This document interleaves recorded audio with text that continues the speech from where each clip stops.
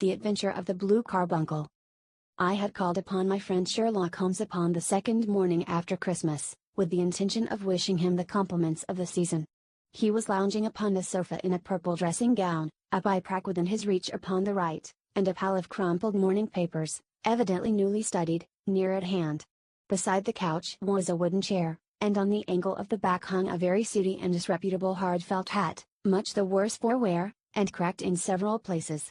A lens and a forceps lying upon the seat of the chair suggested that the hat had been suspended in this manner for the purpose of examination. "You are engaged," said I. "Perhaps I interrupt you." "Not at all. I am glad to have a friend with whom I can discuss my results. The matter is a perfectly trivial one." He jerked his thumb in the direction of the old hat, "but there are points in connection with it which are not entirely devoid of interest and even of instruction." I seated myself in his armchair and warmed my hands before his crackling fire, for a sharp frost had set in, and the windows were thick with the ice crystals. "I suppose," I remarked, "that, homely as it looks, this thing has some deadly story linked on to it, that it is the clue which will guide you in the solution of some mystery and the punishment of some crime." "No, no. No crime," said Sherlock Holmes, laughing. "Only one of those whimsical little incidents which will happen when you have 4,000,000 human beings all jostling each other within the space of a few square miles. Amid the action and reaction of so dense a swarm of humanity, every possible combination of events may be expected to take place, and many a little problem will be presented which may be striking and bizarre without being criminal. We have already had experience of such. So much so," I remarked, "that of the last 6 cases which I have added to my notes, 3 have been entirely free of any legal crime." "Precisely. You allude to my attempt to recover the Irene Adler papers, to the singular case of Miss Mary Sutherland, and to the adventure of the man with the twisted lip. Well, I have no doubt that this small matter will fall into the same innocent category. You know Peterson, the commissionaire?" "Yes. It is to him that this trophy belongs." "It is his hat." "No, no, he found it. Its owner is unknown.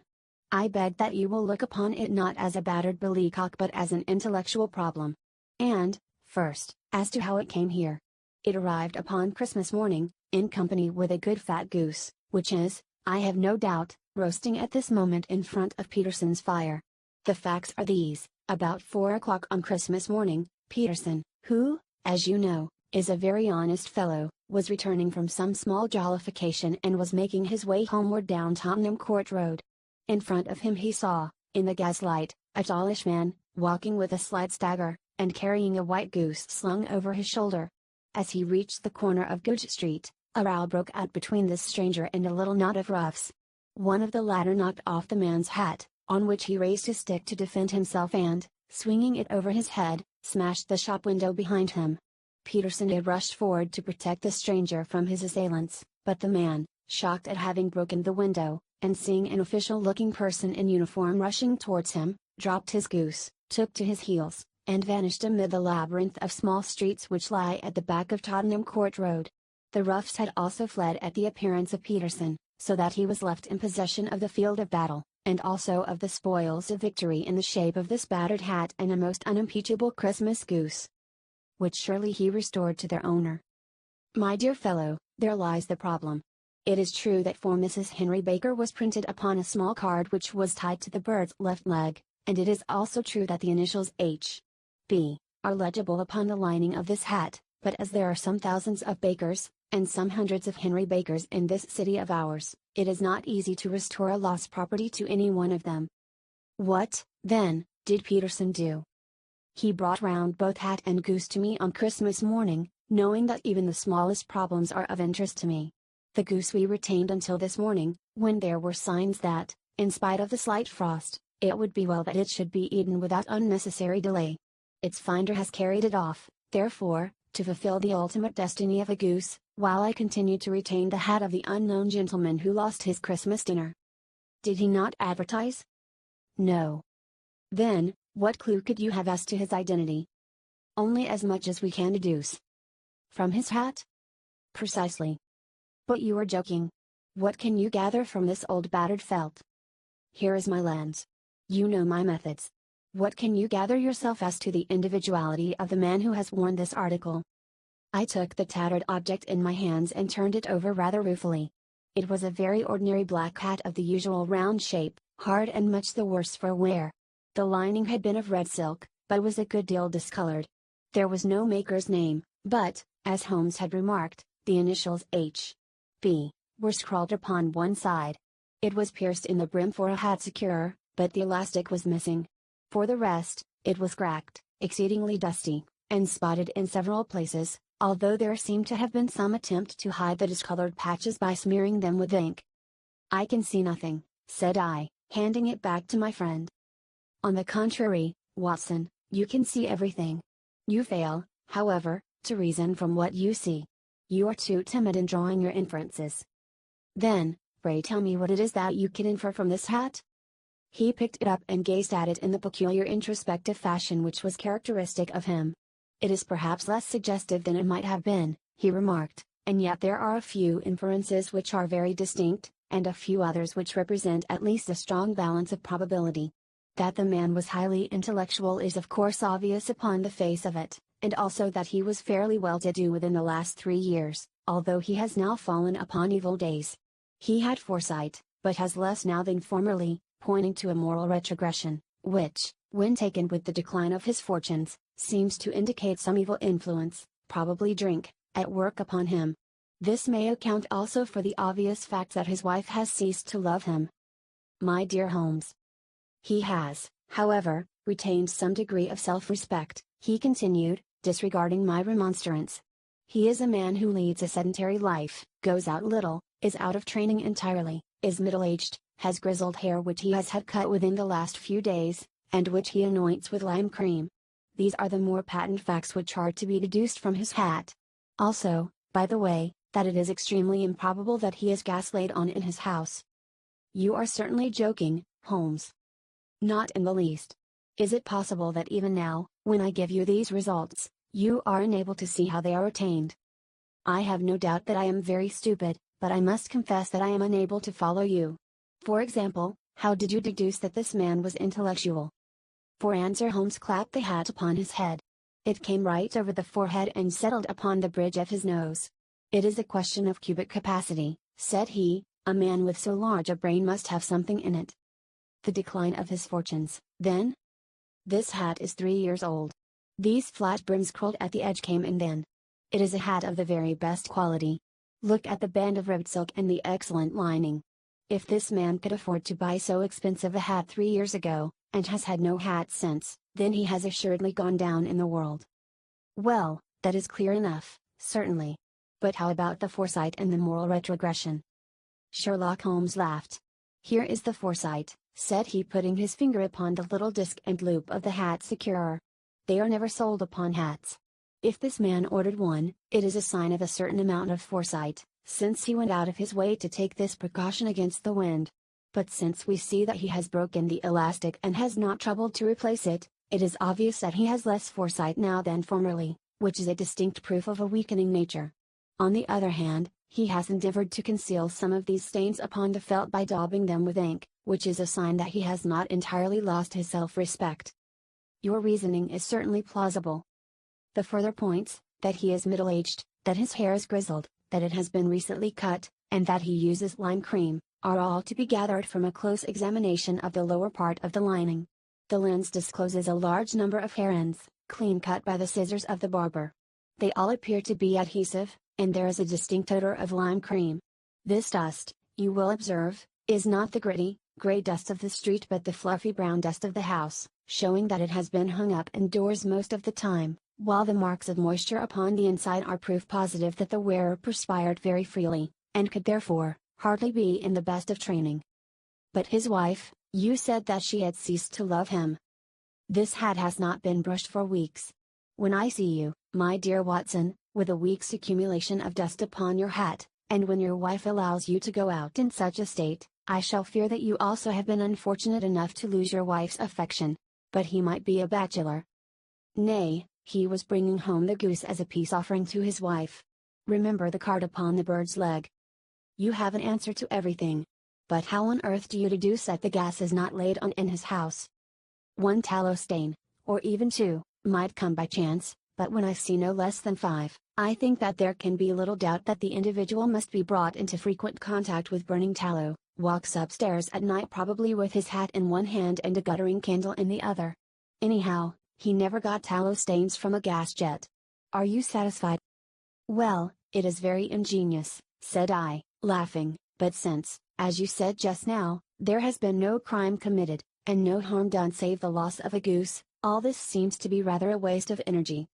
Sherlock Holmes had opened his mouth to reply, when the door flew open, and Peterson, the commissionaire, rushed into the apartment with flushed cheeks in the face of a man who is dazed with astonishment. "The goose, Mr. Holmes. The goose, sir," he gasped. "Eh? What of it, then? Has it returned to life and flapped off through the kitchen window?"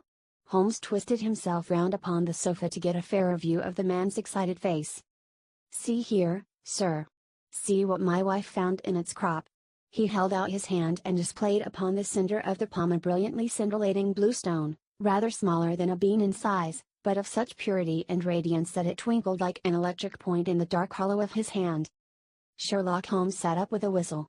"By Jove, Peterson," said he, "this is treasure trove indeed. I suppose you know what you have got?" "A diamond, sir. A precious stone. It cuts into glass as though it were putty." "It's more than a precious stone. It is the precious stone." "Not the Countess of Morcar's blue carbuncle?" I ejaculated. "Precisely so. I ought to know its size and shape, seeing that I have read the advertisement about it in the Times every day lately. It is absolutely unique, and its value can only be conjectured, but the reward offered of £1,000 is certainly not within a 20th part of the market price." £1,000! Great Lord of mercy! The commissionaire plumped down into a chair and stared from one to the other of us. "That is the reward, and I have reason to know that there are sentimental considerations in the background which would induce the Countess to part with half her fortune if she could but recover the gem." "It was lost, if I remember right, at the Hotel Cosmopolitan," I remarked. "Precisely so, on December 22nd, just 5 days ago. John Horner, a plumber, was accused of having abstracted it from the lady's jewel case. The evidence against him was so strong that the case has been referred to the assizes. I have some account of the matter here, I believe." He rummaged amid his newspapers, glancing over the dates, until at last he smoothed one out, doubled it over, and read the following paragraph. "Hotel Cosmopolitan jewel robbery. John Horner, 26, plumber, was brought up upon the charge of having upon the 22nd inst. Abstracted from the jewel case of the Countess of Morcar the valuable gem known as the Blue Carbuncle. James Ryder, upper attendant at the hotel, gave his evidence to the effect that he had shown Horner up to the dressing room of the Countess of Morcar upon the day of the robbery in order that he might solder the second bar of the grate, which was loose. He had remained with Horner some little time, but had finally been called away. On returning, he found that Horner had disappeared, that the bureau had been forced open, and that the small morocco casket in which, as it afterwards transpired, the Countess was accustomed to keep her jewel, was lying empty upon the dressing table. Ryder instantly gave the alarm, and Horner was arrested the same evening, but the stone could not be found either upon his person or in his rooms. Catherine Cusack, maid to the Countess, deposed to having heard Ryder's cry of dismay on discovering the robbery, and to having rushed into the room, where she found matters as described by the last witness.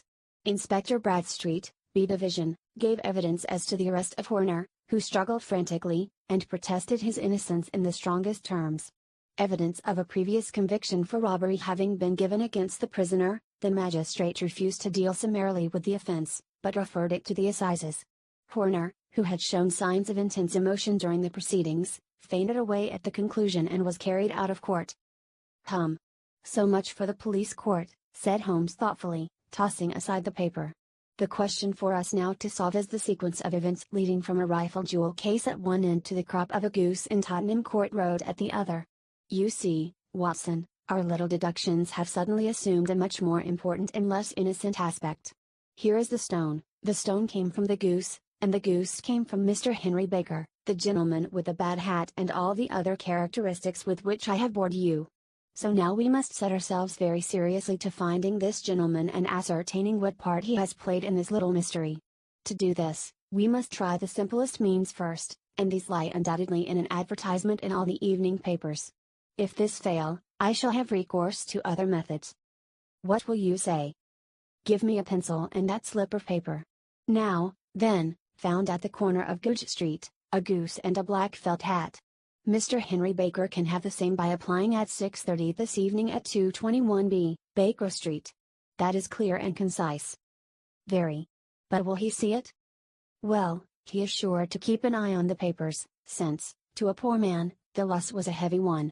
He was clearly so scared by his mischance in breaking the window and by the approach of Peterson that he thought of nothing but flight, but since then he must have bitterly regretted the impulse which caused him to drop his bird.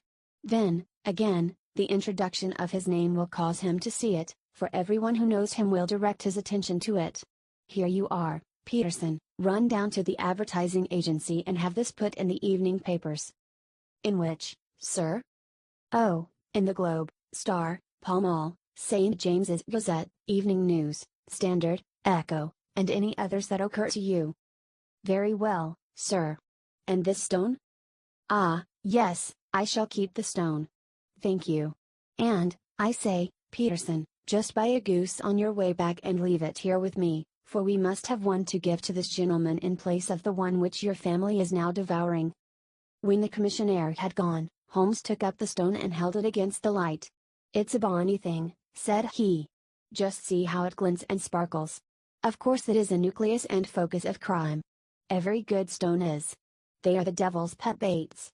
In the larger and older jewels every facet may stand for a bloody deed. This stone is not yet 20 years old. It was found in the banks of the Amur River in southern China and is remarkable in having every characteristic of the carbuncle, save that it is blue in shade instead of ruby red. In spite of its youth, it has already a sinister history.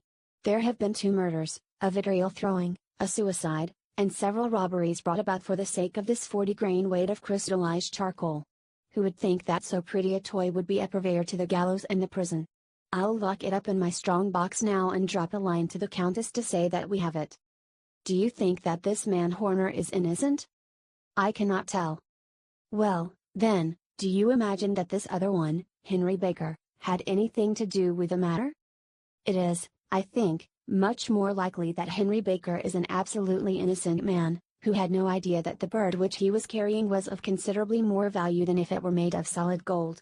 That, however, I shall determine by a very simple test if we have an answer to our advertisement. And you can do nothing until then? Nothing. In that case I shall continue my professional round. But I shall come back in the evening at the hour you have mentioned, for I should like to see the solution of so tangled a business. Very glad to see you. I dine at 7.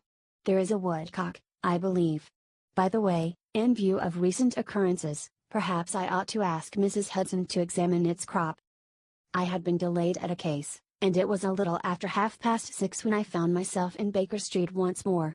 As I approached the house I saw a tall man in a Scotch bonnet with a coat which was buttoned up to his chin waiting outside in the bright semicircle which was thrown from the fanlight. Just as I arrived the door was opened, and we were shown up together to Holmes' room. Mr. Henry Baker, I believe, said he, rising from his armchair and greeting his visitor with the easy air of geniality which he could so readily assume. Pray take this chair by the fire, Mr. Baker. It is a cold night, and I observe that your circulation is more adapted for summer than for winter. Ah, Watson, you have just come at the right time. Is that your hat, Mr. Baker? Yes, sir, that is undoubtedly my hat. He was a large man with rounded shoulders, a massive head, and a broad, intelligent face, sloping down to a pointed beard of grizzled brown. A touch of red in nose and cheeks, with a slight tremor of his extended hand, recalled Holmes' surmise as to his habits. His rusty black frock coat was buttoned right up in front, with the collar turned up, and his lank wrists protruded from his sleeves without a sign of cuff or shirt. He spoke in a slow staccato fashion, choosing his words with care, and gave the impression generally of a man of learning and letters who had had ill usage at the hands of fortune. We have retained these things for some days, said Holmes, because we expected to see an advertisement from you giving your address. I am at a loss to know now why you did not advertise. Our visitor gave a rather shamefaced laugh. Shillings have not been so plentiful with me as they once were, he remarked. I had no doubt that the gang of roughs who assaulted me had carried off both my hat and the bird. I did not care to spend more money in a hopeless attempt at recovering them. Very naturally. By the way, About the bird, we were compelled to eat it. To eat it. Our visitor half rose from his chair in his excitement. Yes, it would have been of no use to anyone had we not done so. But I presume that this other goose upon the sideboard, which is about the same weight and perfectly fresh, will answer your purpose equally well. Oh, certainly, certainly, answered Mr. Baker with a sigh of relief. Of course, we still have the feathers, legs, crop, and so on of your own bird, so if you wish. The man burst into a hearty laugh. They might be useful to me as relics of my adventure, said he, but beyond that I can hardly see what use the disjecta membra of my late acquaintance are going to be to me. No, sir, I think that, with your permission, I will confine my attentions to the excellent bird which I perceive upon the sideboard. Sherlock Holmes glanced sharply across at me with a slight shrug of his shoulders. There is your hat, then, and there your bird, said he. By the way, would it bore you to tell me where you got the other one from? I am somewhat of a fowl fancier, and I have seldom seen a better grown goose. Certainly, sir, said Baker, who had risen and tucked his newly gained property under his arm. There are a few of us who frequent the Alpha Inn, near the museum. We are to be found in the museum itself during the day, you understand. This year our good host, Windigate by name, instituted a goose club, by which, on consideration of some few pence every week, we were each to receive a bird at Christmas. My pence were duly paid, and the rest is familiar to you. I am much indebted to you, sir, for a Scotch bonnet is fitted neither to my years nor my gravity. With a comical pomposity of manner he bowed solemnly to both of us and strode off upon his way. So much for Mr. Henry Baker, said Holmes when he had closed the door behind him. It is quite certain that he knows nothing whatever about the matter. Are you hungry, Watson? Not particularly. Then I suggest that we turn our dinner into a supper and follow up this clue while it is still hot. By all means. It was a bitter night, so we drew on our ulsters and wrapped cravats about our throats. Outside, the stars were shining coldly in a cloudless sky, and the breath of the passers-by blew out into smoke like so many pistol shots. Our footfalls rang out crisply and loudly as we swung through the Doctor's Quarter, Wimpole Street, Harley Street, and so through Wigmore Street into Oxford Street. In a quarter of an hour we were in Bloomsbury at the Alpha Inn, which is a small public house at the corner of one of the streets which runs down into Holborn. Holmes pushed open the door of the private bar and ordered 2 glasses of beer from the ruddy-faced, white-aproned landlord. Your beer should be excellent if it is as good as your geese, said he. My geese? The man seemed surprised. Yes. I was speaking only half an hour ago to Mr. Henry Baker, who is a member of your goose club. Ah. Yes, I see. But you see, sir, them's not our geese. Indeed. Whose, then? Well, I got the 2 dozen from a salesman in Covent Garden. Indeed? I know some of them. Which was it? Breckinridge is his name. Ah. I don't know him. Well, here's your good health, landlord, and prosperity to your house. Good night. Now for Mr. Breckinridge, he continued, buttoning up his coat as we came out into the frosty air. Remember, Watson, that though we have so homely a thing as a goose at one end of this chain, we have at the other a man who will certainly get 7 years penal servitude unless we can establish his innocence. It is possible that our inquiry may but confirm his guilt, but, in any case, we have a line of investigation which has been missed by the police, and which a singular chance has placed in our hands. Let us follow it out to the bitter end. Faces to the south, then, and quick march. We passed across Holborn, down Angel Street, and so through a zigzag of slums to Covent Garden Market. One of the largest stalls bore the name of Breckinridge upon it, and the proprietor, a horsey-looking man, with a sharp face and trim side whiskers, was helping a boy to put up the shutters. Good evening. It's a cold night, said Holmes. The salesman nodded and shot a questioning glance at my companion. Sold out of geese, I see, continued Holmes, pointing at the bare slabs of marble. Let you have 500 tomorrow morning. That's no good. Well, there are some on the stall with the gas flare. Ah, but I was recommended to you. Who by? The landlord of the Alpha. Oh, yes, I sent him a couple of dozen. Fine birds they were, too. Now where did you get them from? To my surprise the question provoked a burst of anger from the salesman. Now, then, mister, said he, with his head cocked and his arms akimbo, what are you driving at? Let's have it straight, now. It is straight enough. I should like to know who sold you the geese which you supplied to the Alpha. Well then, I shan't tell you. So now. Oh, it is a matter of no importance, but I don't know why you should be so warm over such a trifle. Warm? You'd be as warm, maybe, if you were as pestered as I am. When I pay good money for a good article there should be an end of the business, but it's where are the geese? And who did you sell the geese to? And what will you take for the geese? One would think they were the only geese in the world, to hear the fuss that is made over them. Well, I have no connection with any other people who have been making inquiries, said Holmes carelessly. If you won't tell us the bet is off, that is all. But I'm always ready to back my opinion on a matter of fowls, and I have a fiver on it that the bird I ate is country bred. Well, then, you've lost your fiver, for it's town bred, snapped the salesman. It's nothing of the kind. I say it is. I don't believe it. Do you think you know more about fowls than I, who have handled them ever since I was a nipper? I tell you, all those birds that went to the Alpha were town bred. You'll never persuade me to believe that. Will you bet, then? It's merely taking your money, for I know that I am right. But I'll have a sovereign on with you, just to teach you not to be obstinate. The salesman chuckled grimly. Bring me the books, Bill, said he. The small boy brought round a small thin volume and a great greasy-backed one, laying them out together beneath the hanging lamp. Now then, Mr. Cocksure, said the salesman, I thought that I was out of geese, but before I finish you'll find that there is still one left in my shop. You see this little book? Well?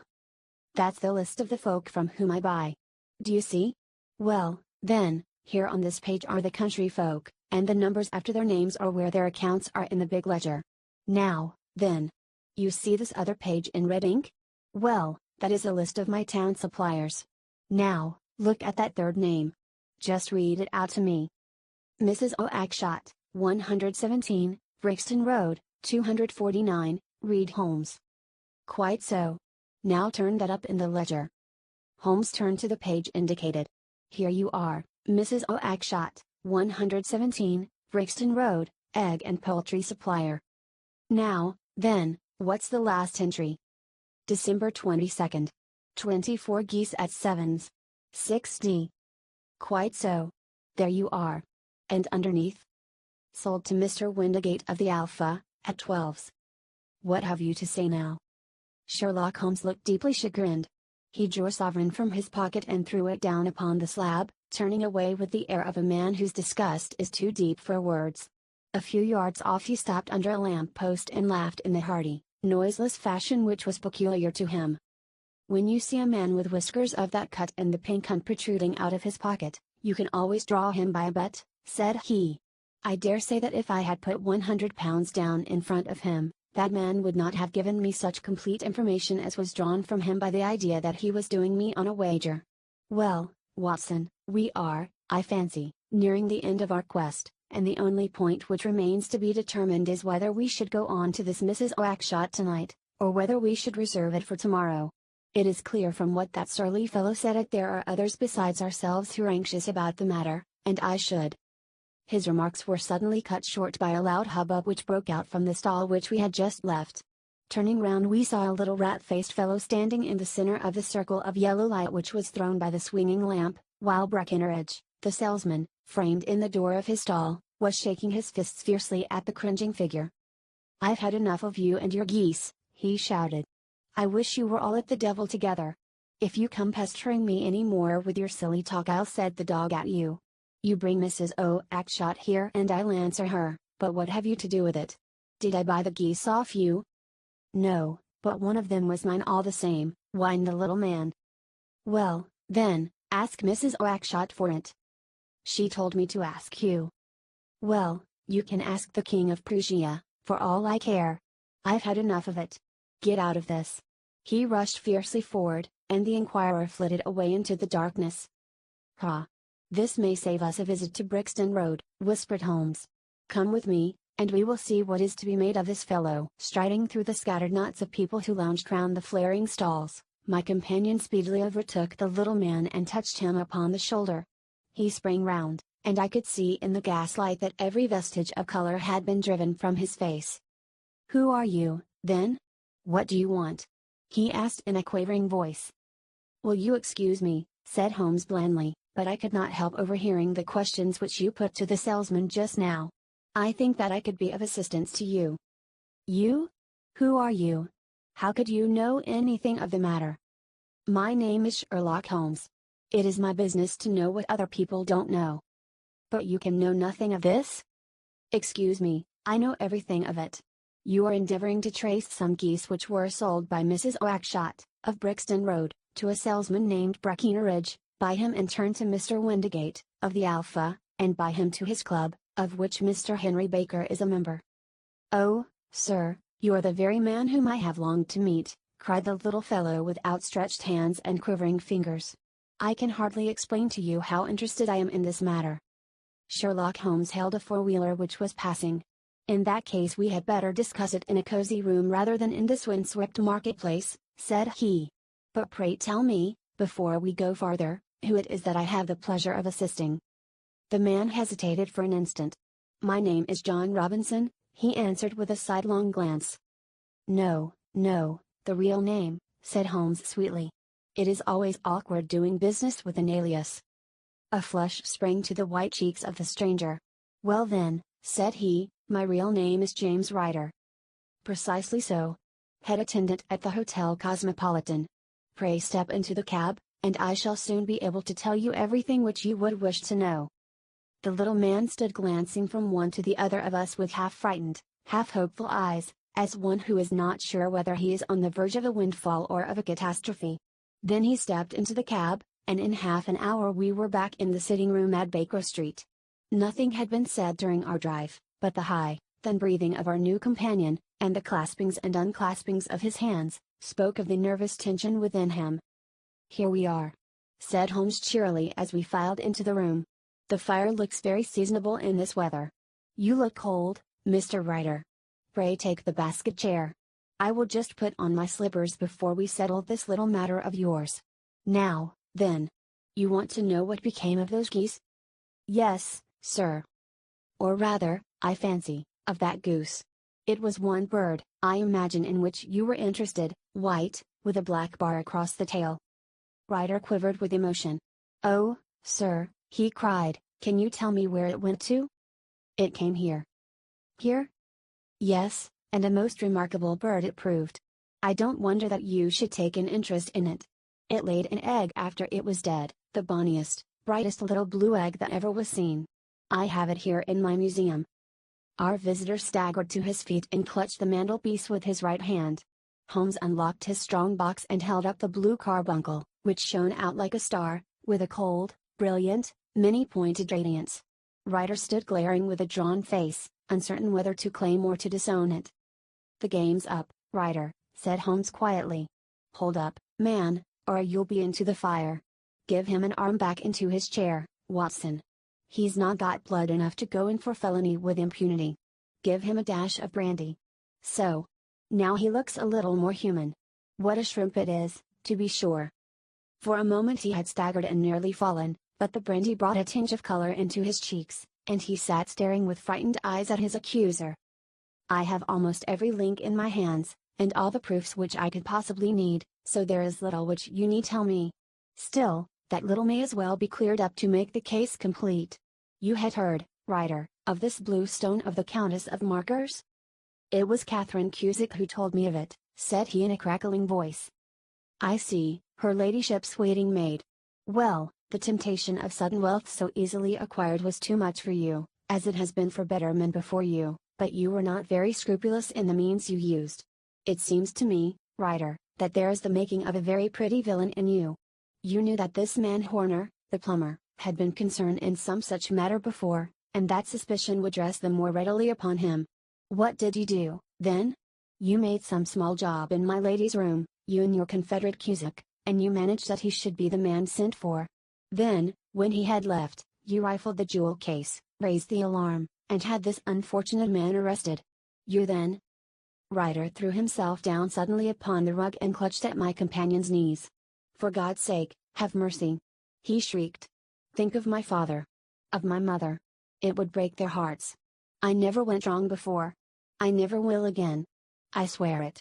I'll swear it on the Bible. Oh, don't bring it into court. For Christ's sake, don't. Get back into your chair," said Holmes sternly. "It is very well to cringe and growl now, but you thought little enough of this poor Horner in the dock for a crime of which he knew nothing." "I will fly, Mr. Holmes. I will leave the country, sir. Then the charge against him will break down." "Come. We will talk about that. And now let us hear a true account of the next act. How came the stone into the goose, and how came the goose into the open market? Tell us the truth, for there lies your only hope of safety." Ryder passed his tongue over his parched lips. "I will tell you it just as it happened, sir," said he. "When Horner had been arrested, it seemed to me that it would be best for me to get away with the stone at once, for I did not know at what moment the police might not take it into their heads to search me and my room. There was no place about the hotel where it would be safe. I went out, as if on some commission, and I made for my sister's house. She had married a man named Oakshott, and lived in Brixton Road, where she fattened fowls for the market. All the way there every man I met seemed to me to be a policeman or a detective, and, for all that it was a cold night, the sweat was pouring down my face before I came to the Brixton Road. My sister asked me what was the matter, and why I was so pale, but I told her that I had been upset by the jewel robbery at the hotel. Then I went into the backyard and smoked a pipe and wondered what it would be best to do. I had a friend once called Maudsley, who went to the bad, and has just been serving his time in Pentonville.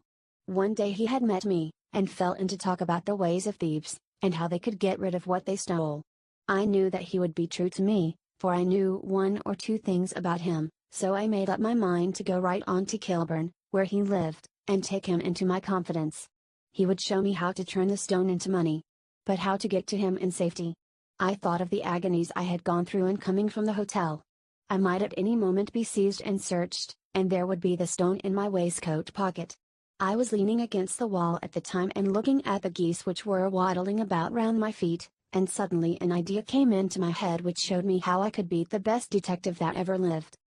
My sister had told me some weeks before that I might have the pig of her geese for a Christmas present, and I knew that she was always as good as her word.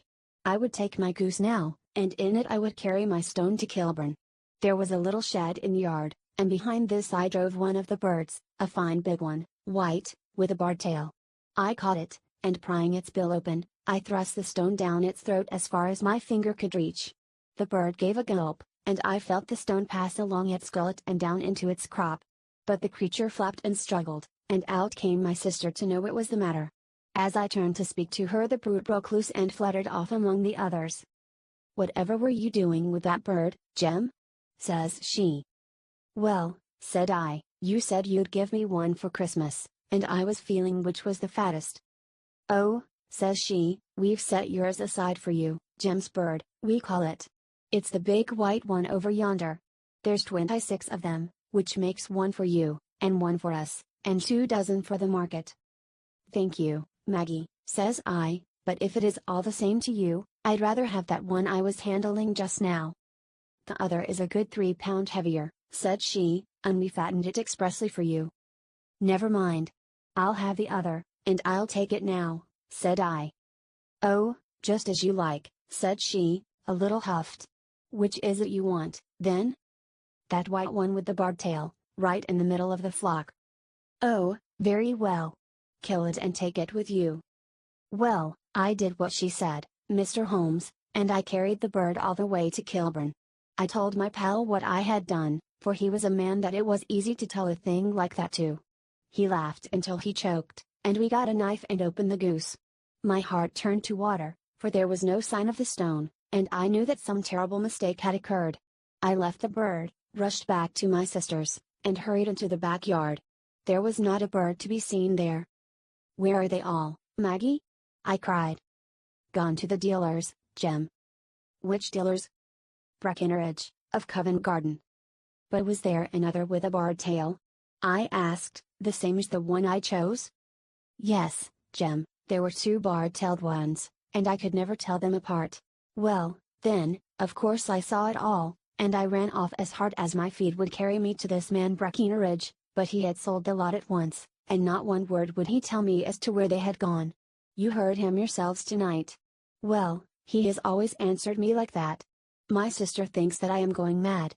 Sometimes I think that I am myself. And now I am myself a branded thief, without ever having touched the wealth for which I sold my character. God help me! God help me!" He burst into convulsive sobbing, with his face buried in his hands.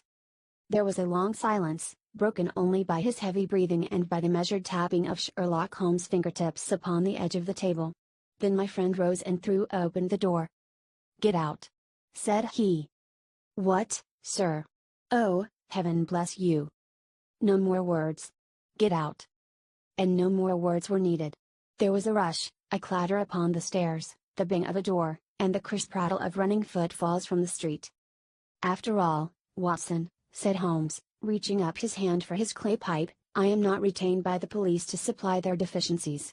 If Horner were in danger it would be another thing, but this fellow will not appear against him, and the case must collapse. I suppose that I am commuting a felony, but it is just possible that I am saving a soul. This fellow will not go wrong again, he is too terribly frightened. Send him to jail now, and you make him a jailbird for life. Besides, it is the season of forgiveness. Chance has put in our way a most singular and whimsical problem, and its solution is its own reward. If you will have the goodness to touch the bell, Doctor, we will begin another investigation, in which, also a bird will be the chief feature.